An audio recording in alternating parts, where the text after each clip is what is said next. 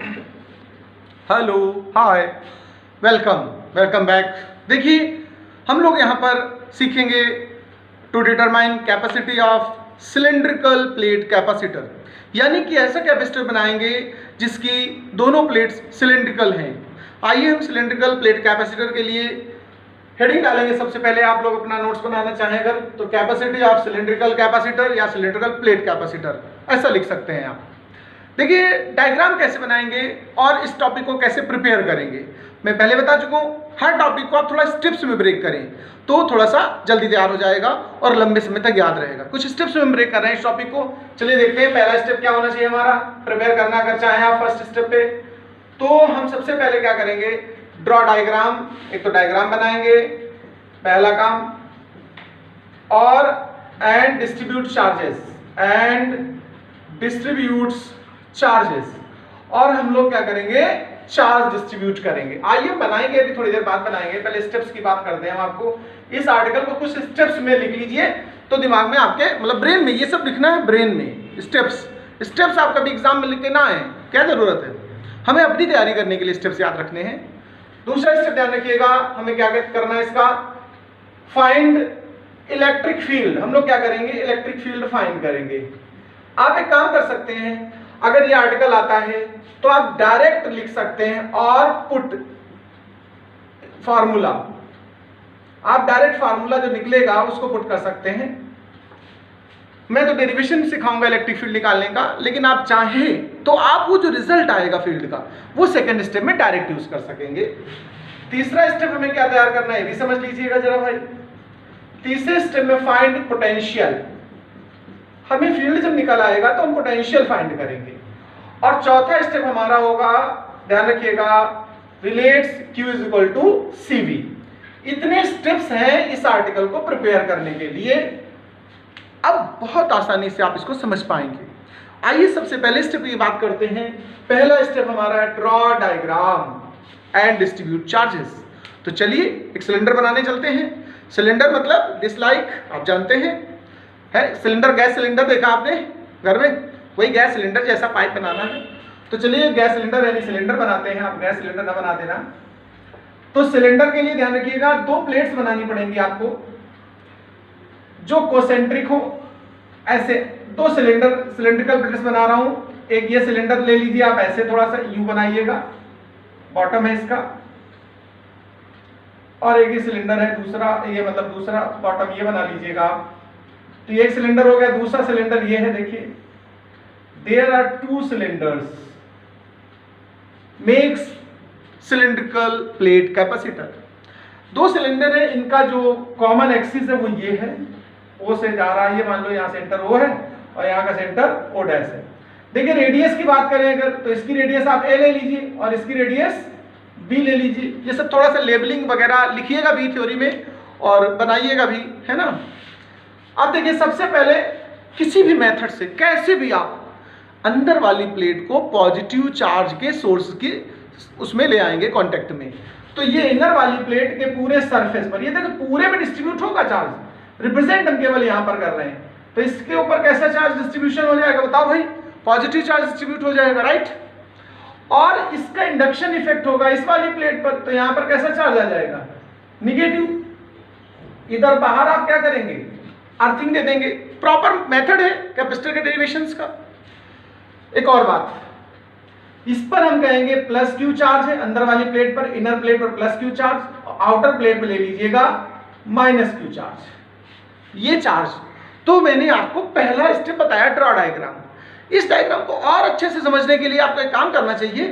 ये बॉटम में थोड़ा सा अलग से बना रहा हूं दोबारा। देखिए नीचे का हिस्सा क्रॉस सेक्शन में ऐसे बना रहा हूं। ये इनर प्लेट है ए वाली और ये आउटर प्लेट है बी वाली। इसकी रेडियस आप ए ले चुके हैं पहले से, इस वाली की रेडियस बी ले चुके हैं, ये सेंटर ओ है। थोड़ा और आसानी से समझ में आ जाए आपको, इसलिए मैंने बॉटम का हिस्सा अलग बना करके रिप्रेजेंट किया हुआ है। देखिए मैंने आपसे क्या कहा है, मुझे पहले स्टेप में डायग्राम बनाना, तो मैंने बना दिया है। चार्ज डिस्ट्रीब्यूट करना है तो इस पर प्लस चार्ज मैंने डिस्ट्रीब्यूशन कर रखा है पहले से, वहां पर देख लीजिए आप। तो इस पर प्लस चार्ज हो गया, इस पर कैसा चार्ज हो गया है, अंदर वाले पे इनर वाले पे माइनस, तो इस पर माइनस क्यू चार्ज हो गया, इस पर प्लस क्यू चार्ज हो गया। भाई ये चार्ज डिस्ट्रीब्यूशन हो गया। अब हम बात करते हैं दूसरे स्टेप पर, टू फाइंड इलेक्ट्रिक फील्ड। हम फील्ड फाइंड करने जा रहे हैं। आप चाहें तो जो रिजल्ट आए उसको डायरेक्ट यूज कर सकते हैं, ऐसा कोई जरूरी नहीं कि फाइंड किया ही जाए। तो देखिए, चलिए हम फील्ड फाइंड करने जा रहे हैं। स्टेप 1 तो पूरा हो चुका हमारा। स्टेप 2 पे बात करते हैं। तो इसके लिए यूजिंग गॉस थ्योरम हम लोग क्या करेंगे, गॉस थ्योरम का यूज करेंगे, यूजिंग गॉस थ्योरम।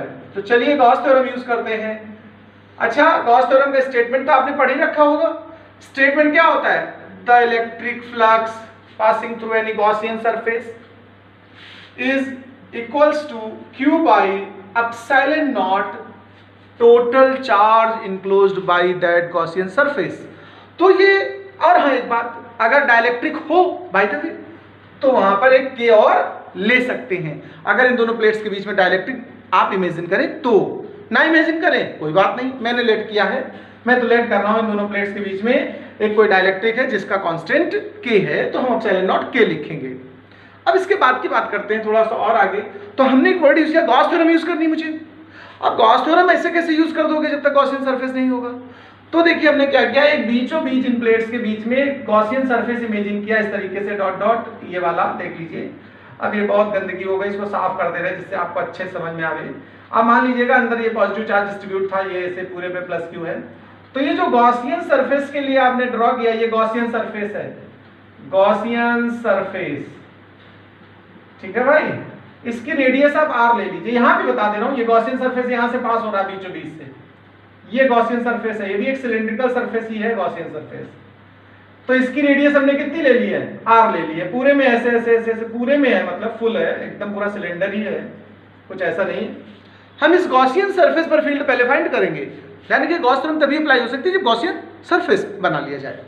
तो हम यहाँ पर अगर फील्ड फाइंड करें, या यहाँ इस जगह चलो लेते हैं, तो अगर इस जगह ये एरिया थोड़ा सा ले लिया, इतना हिस्सा है dA, यहाँ पर हम फील्ड फाइंड करना चाहते हैं और फील्ड की डायरेक्शन E है, तो आप इतना पाएंगे कि जो इलेक्ट्रिक फील्ड E है और जो एरिया वेक्टर dA है दोनों पैरेलल हैं। पैरेलल होने का मतलब इनके बीच का एंगल 0, 0 मतलब हो गया cos 0, cos 0 मतलब हो गया 1। तो E डॉट dA जब ओपन करेंगे तो E dA cos theta, cos theta 1 हो जाएगा, तो E dA सीधे लिखा जाएगा। तो ऐसे फार्मूला होता है फ्लक्स का, close surface integration E dot dA। तो ये आपने इतना लिख दिया है, डॉट प्रोडक्ट ओपन कर लीजिए। चलिए अच्छा, तो फिर आपका क्या बचा है यहाँ पर E dA, और cos 0 मतलब 1 हो गया, वो तो k एप्सिलॉन नॉट, E बाहर निकाल लीजिए, अंदर आपका क्या बचेगा dA q by k epsilon not, ठीक है। अब हम इसकी बात करते हैं, आगे की बात देखिए। यहां पर हम क्या कर रहे थे, dA मतलब हो गया एरिया, राइट, सिलेंडर है ना, सिलेंडर का ये वाला एरिया कौन सा एरिया होता है पता है, curve surface area, CSA। Curve surface area का फार्मूला क्या होता है याद है, 2 पाई r h, राइट। h की जगह मैंने सिलेंडर की हाइट को l लेट कर लिया है। क्या लेट किया हुआ है, l। तो यहां फार्मूला जो a का लिखेंगे आप, वो लिख दें 2 पाई r l और q by k epsilon not, इस तरीके से। यहां से हम लोग इलेक्ट्रिक फील्ड ऑब्टेन करने जा रहे हैं, E इज इक्वल टू, अच्छा एप्सिलॉन नॉट k तो चल ही रहा आपका, ये 2 पाई इधर ले जाइए, तो 1/2 pi epsilon naught k, q by l एक साथ रख लीजिएगा, और 1/r। देखिए ध्यान रखिएगा, लीनियर चार्ज डेंसिटी पीछे आप कभी पढ़ जरूर चुके होंगे, लीनियर चार्ज डेंसिटी, उसका फार्मूला पता क्या होता है, लैम्डा q बाई l। तो इस q बाई l को क्या करें आप, लैम्डा पुट कर दें, तो इलेक्ट्रिक फील्ड क्या निकल के आ रहा है, देखो E is equal to 1/2 pi epsilon naught k, इस जगह लैम्डा पुट कर दीजिएगा, लैम्डा बाई, और ये r बचा आपका वोल्ट पर मीटर। ये हमारा इलेक्ट्रिक फील्ड निकल आया। आप चाहें तो इस आर्टिकल में इतने स्टेप्स छोड़ सकते हैं, डायरेक्ट यहां लिख सकते हैं, second step, we know that we have E is equal to 1/2 pi epsilon naught k lambda by r। आप यहीं से डायरेक्ट उठाकर आगे बढ़ सकते हैं। लैम्डा क्या आया, चार्ज डेंसिटी, कौन सी, लीनियर, ठीक है। तो चलिए स्टेप 3 हमारा पूरा हुआ, सॉरी स्टेप 2 पूरा हुआ। अब हम स्टेप 3 पे बात करते हैं। स्टेप 3 में क्या फाइंड करना हमको है, पोटेंशियल, वोल्टेज, राइट। तो वोल्टेज के लिए देखिए एक फार्मूला हम लोग पहले जान चुके हैं, we have E is equal to minus dV/dr, सुना है आपने, याद आया। तो फिर dV इज इक्वल टू क्या बना, minus E D R. Total भी चाहिए तो इंटीग्रेशन लगा दीजिए, और इंटीग्रेशन में लिमिट पता है, लिमिट हमेशा ध्यान रखिएगा इनर पॉइंट से आउटर पॉइंट तक चाहिए होता है, इतने का हमको चाहिए, यानी इस वाली प्लेट से जो अंदर वाली प्लेट है बाहर वाली प्लेट तक।